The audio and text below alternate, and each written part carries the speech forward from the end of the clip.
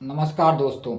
आज आपसे बहुत ही महत्वपूर्ण विषय हार्ट अटैक पर बात करते हैं, क्योंकि सर्दियों के मौसम में हार्ट अटैक की समस्या बहुत ज़्यादा बढ़ जाती है। तो इसको कैसे अपनी लाइफ स्टाइल में थोड़ा सा परिवर्तन करके पूरी तरह से रोका जा सकता है, कैसे हम हार्ट अटैक प्रूफ बन सकते हैं, इस पर आज चर्चा करते हैं इस वीडियो में। तो यदि हार्ट अटैक की हम बात करें तो हार्ट अटैक का मतलब ये होता है कि हार्ट के मसल्स को जो ब्लड सप्लाई करती है आर्टरी, उसमें ब्लड सप्लाई बाधित हो जाता है। जो आर्टरी हार्ट के मसल्स को ब्लड सप्लाई करती है, उसमें ब्लड सप्लाई रुक जाता है, बाधित हो जाता है किसी ना किसी कारण से। वो कोई भी कारण हो सकता है, कई कारण हो सकते हैं। तो आज जब बाधित हो गया ब्लड सप्लाई, तो आगे ब्लड नहीं गया। तो जब आगे ब्लड नहीं गया तो आगे ऑक्सीजन भी नहीं पहुंचा। तो वो portion of the heart dead हो गया, तो उसको हार्ट अटैक बोलते हैं। ब्लड सप्लाई बाधित हो गई, आगे ब्लड नहीं गया, हार्ट के उस पोर्शन में आगे ऑक्सीजन नहीं गई, तो हार्ट का वो पोर्शन डेड हो गया, तो उसको हार्ट अटैक बोलते हैं। मेडिकल लैंग्वेज में या टेक्निकल भाषा में बोलें तो उसको मायोकार्डियल इन्फाक्शन भी कहते हैं। यदि यही प्रक्रिया ब्रेन में होती है तो इसे ब्रेन स्ट्रोक या ब्रेन अटैक भी बोलते हैं। इसका मूल कारण ये है कि हम लोग सर्दियों के मौसम में देर रात खाना खाते हैं। 9 बजे, 10 बजे, 11 बजे, 12 बजे खाना खाते हैं, और रात में ज़्यादा खा लेते हैं, और फिर हम टहलते भी नहीं हैं और रजाई में घुसकर सो जाते हैं। ज़्यादा खाए, टहले नहीं, देर रात खाया, ज़्यादा खाया और रजाई में घुसकर सो गए। होता क्या है, इससे हार्ट के ऊपर आपने लोड बढ़ा दिया, क्योंकि रात भर आपको सोना भी है, हार्ट को पंप भी करना है, और जब आपका पेट भर जाता है तो डायाफ्राम ऊपर की ओर पुश हो जाता है, तो लंग्स भी डायाफ्राम ऊपर की ओर पुश हो जाता है, जिससे हमारे लंग्स भी कम चलते हैं और आप जल्दी जल्दी सांस लेते हैं, जल्दी जल्दी सांस लेते हैं, और आप छोटी सांस और जल्दी जल्दी सांस लेते हैं। लंग्स भी आपके कम चलते हैं, तो इससे आप अपने अंदर एसिड उत्पन्न करते हैं, आप अपने अंदर एसिड भरते हैं। क्योंकि हम लोग को योग में पढ़ाया भी जाता है कि जो लंबी गहरी सांस लेने को बोला जाता है, तो लंबी गहरी सांस का मतलब होता है अल्कलाइन ब्रीदिंग, उसको अल्कलाइन ब्रीदिंग बोलते हैं। और छोटी सांस को हम लोग बोलते हैं एसिडिक ब्रीदिंग। तो इसीलिए लंबी गहरी सांस लेने के लिए हम लोग योग में बोलते हैं। तो जब आप जल्दी जल्दी सांस लेंगे, छोटी सांस लेंगे, तो आप अपने अंदर एसिड उत्पन्न करेंगे, अपने अंदर एसिड भरेंगे। इसलिए हार्ट अटैक जिसको आता है उसको एसिडिटी की फीलिंग जैसी लगती है, एसिडिटी की फीलिंग आती है ऐसे लोगों को। ये लोग ये भी बोलते हैं कि हमको कहीं गैस्ट्राइटिस का अटैक हो रहा है, कहीं गैस्ट्रिक का अटैक हो रहा है, गैस बन रही है। इस तरह से बोलते हैं जिनको जो पेशेंट होते हैं हार्ट अटैक वाले। तो ये सब एसिड बेस बैलेंस का ही खेल होता है सारा कुछ।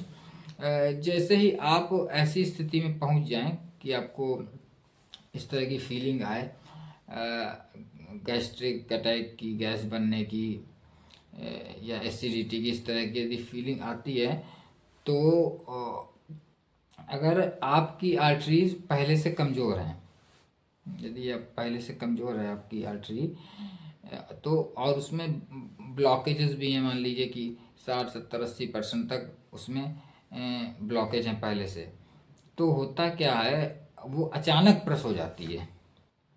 अचानक वो आर्टरीज जो होती है, आर्टरी आपकी होती है जो पहले से कमज़ोर भी है, उसमें ब्लॉकेजेस भी हैं, तो वो अचानक से प्रेस हो जाती है, क्योंकि अनस्टू वेगल अनस्टिमुलेशन के कारण, वेगल अनस्टिमुलेशन से वो प्रेस हो जाती है आपकी आर्टरी।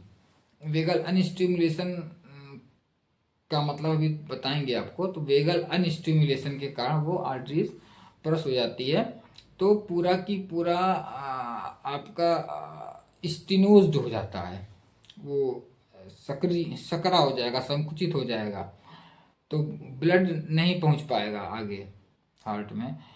तो इसी को ही हार्ट अटैक कहते हैं, that is called the heart attack. तो वेगल अनस्टिमुलेशन से प्रेस हो जाती है। वेगल अनस्टिमुलेशन का मतलब होता है, पहले तो आपको वेगल स्टिमुलेशन का मतलब बताएं। वेगल स्टिमुलेशन में होता क्या, वेगस नर्व होती है एक हमारी, जिसको हमको एक्टिव रखना होता है। लेकिन कुछ लोग कुछ एक्सरसाइज नहीं करते हैं, कुछ प्राणायाम नहीं, सांसों की क्रियाएं नहीं करते हैं, तो उसके कारण वो वेगल स्टिमुलेशन आपका नहीं पाता है, तो वो वेगल अनस्टिमुलेशन से वो प्रेस हो जाती है। इसलिए बोला भी जाता है कि थोड़ी एक्सरसाइज, थोड़ी दौड़ने वाली एक्सरसाइज इस तरह से करें, हाथ पैर चलाने वाली, थोड़ी सांसों को लेने छोड़ने वाली, तो इससे आपका वेगल स्टिमुलेशन होता रहता है। तो वेगल अनस्टिमुलेशन के कारण वो प्रेस होती है, तो उससे आपको फिर पूरा सिस्टम स्टिमुलेट हो जाता है और आपको हार्ट अटैक हो जाता है। और वेगल स्टिमुलेशन के अंतर्गत एक ये प्रोसेस भी है, हमारे गुरुओं के द्वारा बनाया गया है कि वेगल स्टिमुलेशन में कुछ उन्होंने एक्सरसाइज रखी हैं, कुछ सांसों की क्रियाएं, कुछ प्राणायाम रखे हैं। तो इसको यदि हम, ये 10 मिनट का प्रोसीजर है, करीब 10 मिनट यदि आप रोज करते हैं तो ये समस्या जो है वेगल अनस्टिमुलेशन की, ये आपको नहीं होगी, क्योंकि आपका वेगस नर्व जो है वो स्टिमुलेट रहेगी, वेगल स्टिमुलेशन आपका रहेगा।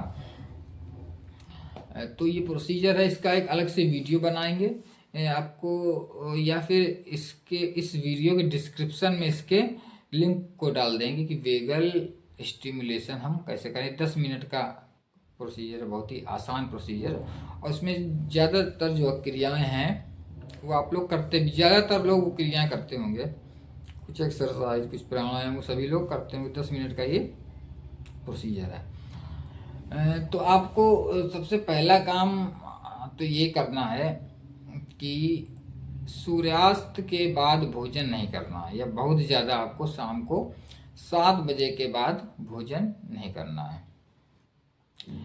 तो इससे हार्ट अटैक आपको नहीं होगा। ये मोर और less makes you heart attack proof, ये आपको हार्ट अटैक प्रूफ बनाती हैं। यदि आप ये दोनों चीज़ें कर लेते हैं तो आप बिल्कुल हार्ट अटैक प्रूफ बन जाएंगे।